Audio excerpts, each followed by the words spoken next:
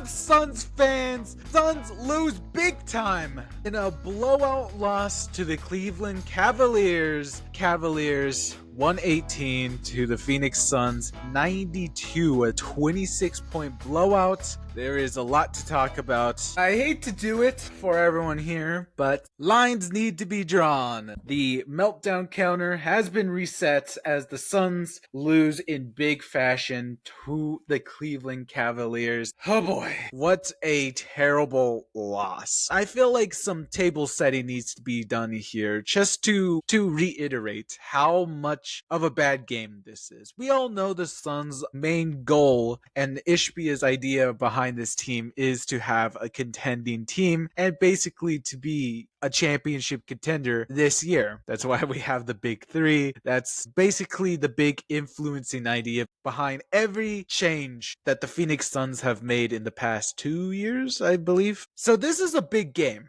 In a lot of ways, Cleveland Cavaliers are currently 36-6 on the season and have the best record in the NBA. So they are record-wise the best team in the NBA. So even though they're not in the same conference as us, it's still a big point for this Suns team. As let's paint the picture this way for a second. If the Suns win, that would prove themselves as a contending team and be able to beat some of these better teams. That is not the case for tonight. As the Suns lose to the Cavaliers, not only did they lose in a close margin, they lost to them in a big margin, which is probably even worse. As I literally started, this is a Suns meltdown in every way. This is definitely not what you want, and it's not your typical loss, as this has pretty much big implications on just the whole Suns season. We've made the Nick Richards trade to get slightly better, but even Nick Richards wasn't enough to save the Suns team. I know I was hyping it up a lot last time, and I knew he was going to probably be in for a rough ride against the Cleveland Cavaliers. And honestly, I'm not that disappointed. I already suspected the worst for this. Now that we are,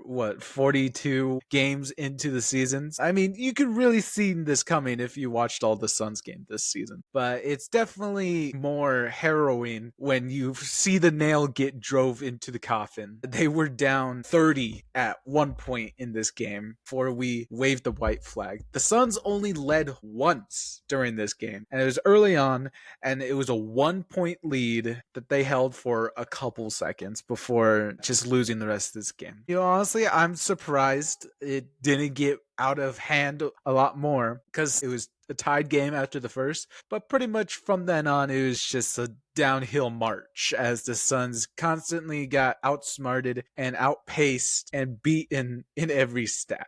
The Cleveland Cavaliers are quite a big team. They just have a lot of good players on their roster that are able to play this just swarming defense that was able to clamp the likes of Devin Booker, breaking his 5-game 30-point streak that he has had in recent times. He ended this game with 15 points, 3 rebounds, 5 assists, 1 block, and ended up committing 6 turnovers. And that brings me into another point. This Cleveland Cavaliers team was so good defensively that they were forcing many turnovers for the Phoenix Suns, as they ended up with 17 turnovers total for the whole night. I mean, some of that is the Cavs defense just being really good, but also some of that is just the Suns being not really well versed with each other and not communicating a lot on a lot of plays. So that ends up to such a big turnover ratio. It is quite sad looking at these stats, but the Cavs basically got 18 more shot attempts than the Phoenix Suns, and this is bringing up a constant problem for the Phoenix Suns that I'm just not really seeing the idea behind it all of a sudden anymore, because we've invested so much into getting KD, Bradley Beal to make these tough shots, all this offensive firepower on the Phoenix Suns. but it's not really producing all that much. I mean, the Cavs are able to get so much more attempts from their rebounding, from their hustle, that it doesn't really matter how much they shoot as long as they keep hustling. Their shot is going to eventually fall soon enough. And that puts the Suns in a difficult position because now you're trying to win without rebounds. Like if the Suns these recent games have been always the underdog for rebounds. They've always had the less rebound. And just going forward, it looks like they're just going to try to live with that as we tried solving as much of the problems we can. But as of right now, we just have to make do with what we can. And the Suns just look like they're just going to give up all those rebounds. I mean, there's only so much yelling or just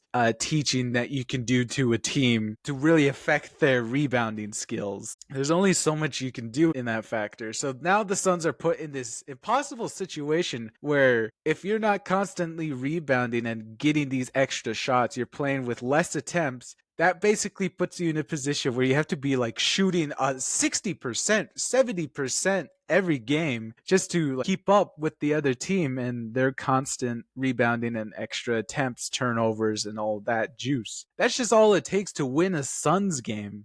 It's quite impossible. And not only do you have to shoot 70 or like 60%, you have to do that as a whole team across 48 minutes, and you have to have the offense to do that. Obviously, from what we've seen from the Suns team, they have not reached anywhere that kind of offense to make this a consistent winning format. This isn't a winning format, is what I'm getting at here, and is the position the Suns find themselves daily. So if you're not shooting the ball well, then that's just basically a guaranteed loss for the Suns. As their rebounding continues to suffer, the Suns lost horribly in the rebound battle tonight. The Cleveland Cavaliers had 50 rebounds compared to the Suns 34. 16 rebounds in the Cavs' favor. Yeah. And then you combine that with the turnovers, and the Suns had 2 more fouls, and you're in for a bad night. And that's basically what happened in today's game. A really bad effort put together by the Suns,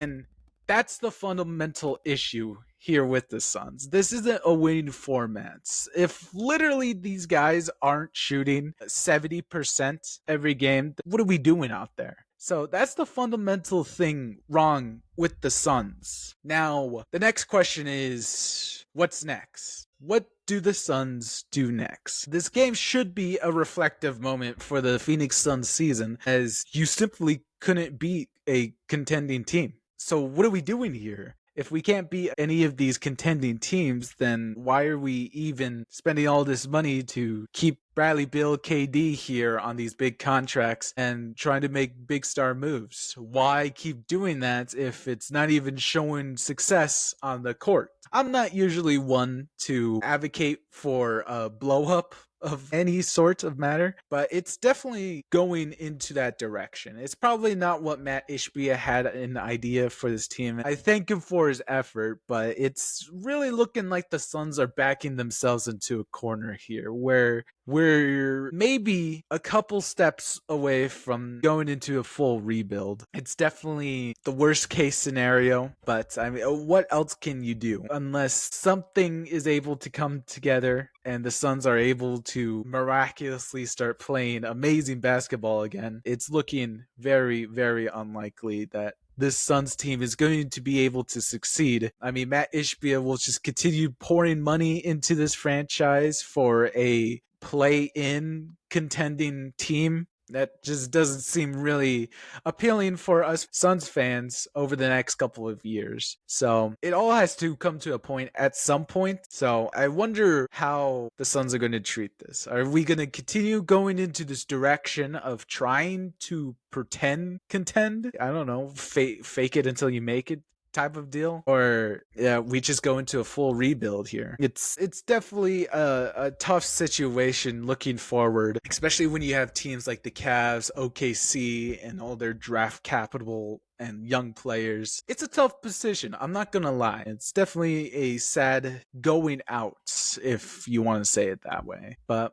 that is a lot of prediction and projecting into the future of the Phoenix Suns. I don't know. Maybe they'll be able to turn it around if they do get a convincing good win. We do have a OKC game coming up, and I mean, if you want a little bit of copium, a little bit of hope for this team, I guess you can frame it in a way where the Cavs, we aren't going to face them in the playoffs. So as long as we could continue doing good against Western teams, then I guess you could hope for that way. Like if we get a win against OKC, I'd be okay with that. Like, okay, there's something with the Suns team if they're able to beat OKC. But as of right now, this is the first big loss of the season, I would say, against true contenders. The Cavs are looking every bit like contenders this season, and we haven't had many opportunities to prove ourselves other than one lone OKC game that we had early in the season. So until then, this is where the Suns situation is. That's all I really have to say about this game. The Suns fall back to 500. They are now 21-21 on the season, and they fall back into the 11th seed into the elimination. Yeah, it's looking pretty bad, guys. Suns are back into the elimination category January 22nd against Brooklyn. That is the next Suns game time, and hopefully we're able to get a much more happy ending there than we've had tonight. But that is all I have for you. Thank you guys so much for watching.